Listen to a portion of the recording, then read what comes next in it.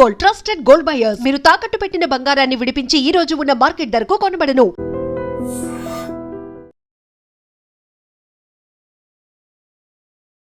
నమస్కారం, welcome to I dream. ధర్మ మార్గం విత్ విజిత కార్యక్రమానికి స్వాగతం.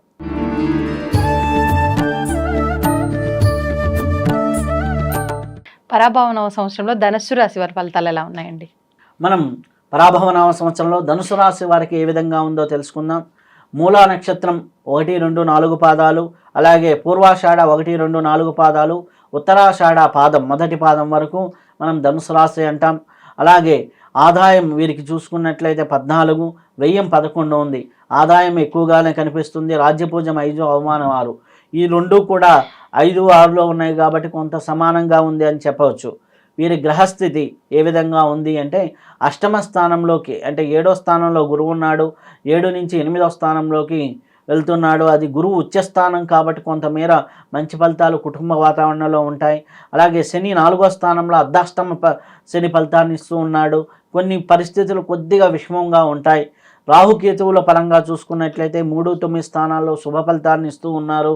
ఆ తర్వాత 2, 8 స్థానాలకు మారుతూ ఉంటాయి కాబట్టి ఆ సంచారం కొద్దిగా ఆర్థికపరమైనటువంటి విషయాల్లో ఒత్తిడిని తీసుకొస్తారు. వీరికి ధైర్యము సాహసం పెరుగుతూ ఉంటుంది. పుణ్యక్షేత్రాల దర్శనం మెరుగుపడుతూ ఉంటుంది. అధికారులతో మంచి పనులు అవుతూ ఉంటాయి. బంధుమిత్రుల ఆదరణ లభిస్తూ ఉంటుంది. వాక్చాతుర్యంతో విజయాలు సాధిస్తూ ఉంటారు. చిన్న చిన్న ఒడిదుడుకులు మినహా మిగిలిన అన్నీ కూడా చాలా వరకు మంచి ఫలితాలే ఉన్నాయి. ఉద్యోగ రంగంలో ఉన్నవారికి చాలా మంచి ఫలితాలే కనిపిస్తూ ఉన్నాయి. బదిలీలు అనుకున్న ప్రదేశాలకు వెళ్తాయి. అలాగే ఆదాయం కూడా కొంత బాగానే ఉంటుంది. నిరుద్యోగులకు ఉద్యోగ ప్రాప్తి కలుగుతుంది. కళారంగంలో ఉన్నవారికి, టీవీ సినిమా రంగంలో ఉన్నవారికి మంచి అవకాశాలే కనిపిస్తున్నాయి. కాకపోతే ఆదాయపరంగా కొంత అభివృద్ధి అనేది తక్కువగా ఉంది వారికి. మిగిలిన వారందరికీ కూడా చాలా మంచి ఫలితాలే కనిపిస్తూ ఉన్నాయి. అలాగే చూసుకున్నట్లయితే వ్యాపార రంగాల్లో, హోల్సేల్ రిటైల్ రంగాల్లో ఉన్నటువంటి వాళ్ళకి చాలా అద్భుతంగా ఉంది. ఇన్కమ్ ట్యాక్స్ తనిఖీలు ఉంటాయి. కొద్దిగా జాగ్రత్తగా ఐటీ రిటర్న్స్ జాగ్రత్తగా చూసుకుంటూ ఉంటే చాలా అద్భుతంగా ఉంటుంది. మార్కెట్ రంగాల్లో ఉన్నవారికి కొద్దిగా మంచి ఫలితాలే కనిపిస్తూ ఉన్నాయి. విద్యారంగంలో వారికి ఏ విధంగా ఉంది అన్నప్పుడు గురుబలం చాలా బాగుంది కాబట్టి జ్ఞాపక శక్తి కానీ, మంచి మార్కులు కానీ, విదేశీ యోగం కానీ, విదేశీ విద్య కానీ మంచిగా ఫలించేదానికి ఆస్కారం ఎక్కువగా ఉంది. అలాగే వ్యవసాయ రంగంలో కూడా 2 పంటలు పండేదానికి అవకాశం ఎక్కువగా ఉంది. అలాగే మహిళలకు కూడా గురుబలం బాగా ఉంది కాబట్టి బంగారం అలాగే స్థిర ఆస్తులు మహిళల పేరుతో కూడా కొనేదానికి అవకాశం ఎక్కువగా ఉంది. అలాగే వీరికి గురుబలము, రాహుకేతువుల బలం తోడైంది. శని బలం వ్యతిరేకంగా ఉంది. ఎందుకంటే అర్ధాష్టమ శని ఫలితంగా కాబట్టి అర్ధాష్టమ శని దానికి సంబంధించి శనికి ఈ యొక్క రెమెడీలు మనం చేసుకుంటూ ఉంటే సరిపోతూ ఉంటుంది. శనికి సంబంధించిన ముఖ్యమైన రెమెడీలు ఏంటంటే హనుమాన్ చాలీసా పారాయణం, శని మంగళవారాల్లో కుదిరినప్పుడల్లా ఆకు పూజ చేసుకుంటూ ఉంటాం. అలాగే శని భగవానుడికి తైలాభిషేకం చేస్తూ ఉంటే మంచిగా ఫలితాలు ఉంటాయి. శ్రీశైల క్షేత్ర దర్శనం కూడా చాలా మంచి ఫలితాలను వీరికిస్తుంది. శివుడి ఆరాధన కూడా చాలా మంచి ఫలితాలను ఇస్తుంది. ఓవరాల్గా చూసుకున్నట్లయితే ధనుసు రాశి వారికి 70% వరకు అనుకూలమైనటువంటి ఫలితాలు, 30% వ్యతిరేక ఫలితాలు ఉన్నాయి. కాబట్టి వారు ఆ రెమెడీలు చేసుకుంటూ వారి యొక్క జాతక పరిశీలన కూడా చూసుకొని ముందుకు వెళ్తూ ఉంటే చాలా సత్ఫలితాలు లభిస్తాయి. శ్రీ పరాభవ నవ సంవత్సరంలో మకర రాశి వారి ఫలితాలు ఎలా ఉన్నాయండి?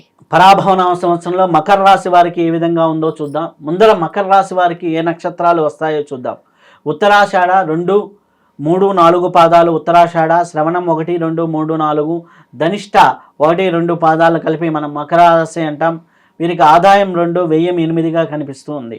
ఆదాయం కంటే వ్యయం 4 రెట్లు ఎక్స్ట్రాగా కనిపిస్తూ ఉంది. అలాగే రాజ్యపూజ్యం 1, అవమానం 6. రాజ్యపూజ్యం అవమానాలు కొద్దిగా వ్యత్యాసం ఎక్కువగా కనిపిస్తూ ఉంది.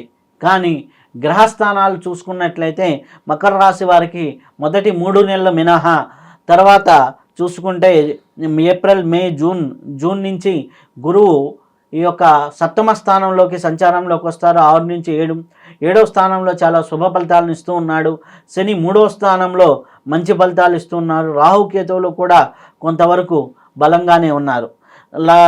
లగ్నానికి 3వ స్థానంలో శని చాలా స్థిరత్వంగా బలంగా ఉన్నాడు. అలాగే గురువు కూడా చాలా శుభ ఫలితాలు 7వ స్థానంలో ఇస్తున్నాడు కాబట్టి అన్యోన్య దాంపత్య యోగము అనేది బాగా ఉంటుంది. రాహు కేతువుల మధ్య చిన్న చిన్న అంటే రాహుకేతువుల వల్ల చిన్న చిన్న ఒడిదుడుకులు అనేవి ఉంటూ ఉంటాయి. అలాగే ఈ సంవత్సరంలో మనం చూసినట్లయితే పట్టుదల, ధైర్యం పెరుగుతూ ఉంటుంది. మీ మాటకు విలువ పెరుగుతుంది. ఆ ఆదాయం అనేక కోణాల్లో వస్తూ ఉంటుంది. పుణ్యక్షేత్ర దర్శనాలు జరుగుతాయి. సంఘంలో గౌరవం పెరుగుతుంది. ఎంత ఆదాయం వచ్చినా ఖర్చు కూడా ఎక్కువగా ఉంటుంది. కాబట్టి ముఖ్యంగా మీరు ఏంటంటే ఈ యొక్క సంవత్సరంలో ఏదైనా ఇల్లు పొలమో కొని ఈఎంఐలు కడుతూ ఉంటే ఆ విధంగా ఖర్చు అవుతూ ఉంటుంది. అలాగే సోదరుల వల్ల ధన నష్టం జరుగుతూ ఉంటుంది. అన్నదమ్ముల వల్ల కొంత ధన నష్టం జరుగుతుంది. దొంగతనాలు ఇటువంటి వాటి విషయాల్లో కొద్దిగా జాగ్రత్తగా ఉండండి. దైవారాధన చేస్తే మరింత శుభ ఫలితాలు పొందేదానికి ఆస్కారం ఎక్కువగా ఉంది.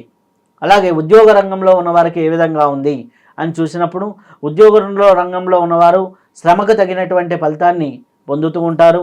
అలాగే బదిలీలు, స్థానచలనం అనేది సహజంగానే జరుగుతూ ఉంటుంది.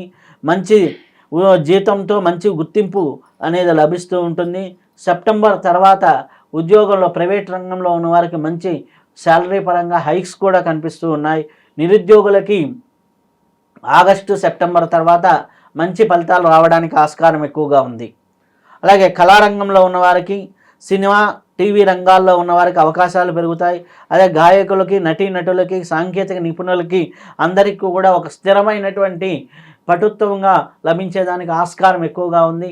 సినిమా, టీవీ రంగాల వారికి మంచి ఫలితాలే కనిపిస్తూ ఉన్నాయి. వ్యాపార రంగంలో శని బలంగా ఉన్నాడు కాబట్టి రియల్ ఎస్టేట్ లాభదాయకంగా ఉంటుంది. బిల్డింగ్లు, కన్స్ట్రక్షన్ బిజినెస్లు చేసేవారికి, అలాగే నిల్వ ఆదాయం చేసేవారికి, అంటే ఎవరైతే కోల్డ్ స్టోరేజ్లో కొన్ని నిల్వ పదార్థాలు ఉంచి తర్వాత అమ్ముతూ ఉంటారే వారికి కూడా మంచి లాభాలు ఉంటాయి. బంగారం, వెండి వ్యాపారం చేసేవారికి కూడా బాగుంటుంది. ఆగస్టు నుంచి బంగారం ధరలు విపరీతంగా పడేదానికి అవకాశంగా ఎక్కువగా ఉంది కాబట్టి కొద్దిగా జాగ్రత్త తీసుకోండి. అలాగే విద్యలో చూసుకున్నట్లయితే కొంత శ్రమకు తగ్గినటువంటి ఫలితాలు ఉంటాయి. అలాగే ఉత్తీర్ణత కూడా బాగానే ఉంటుంది. క్రీడారంగంలో ఉన్న వారికి కూడా మంచి ఫలితాలే ఉన్నాయి. విద్యా క్రీడా రంగంలో ఉన్నవారికి మంచి ఫలితాలే సూచిస్తూ ఉన్నాయి.